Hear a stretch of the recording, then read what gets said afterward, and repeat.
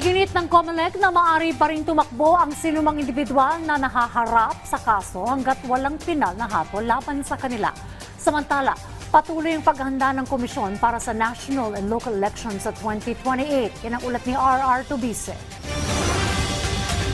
Tuloy ang paghahanda ng COMELEC para sa 2028 national and local elections. Ito ang binigyan diin ni COMELEC Chair George Erwin Garcia sa gitna ng mga usap-usapan tungkol sa posibleng no election scenario sa 2028. Ayon kay Garcia, maaga pa lang ay inilalatag na ng komisyon ang draft terms of reference para sa mga makinang gagamitin sa susunod na halalan upang masiguro ang transparency at makalap ang mga suwestyon ng mga stakeholder.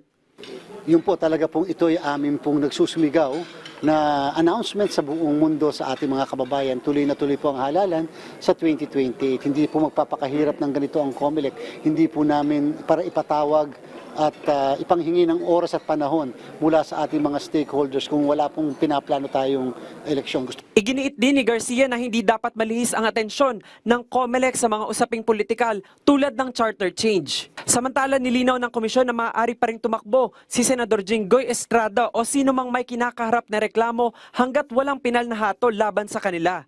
Hanggat ang isang tao ay hindi convicted by final judgment involving a crime or isa pang crime na may moral turpitude or a crime punishable by more than 1 year, ay makakatakbo.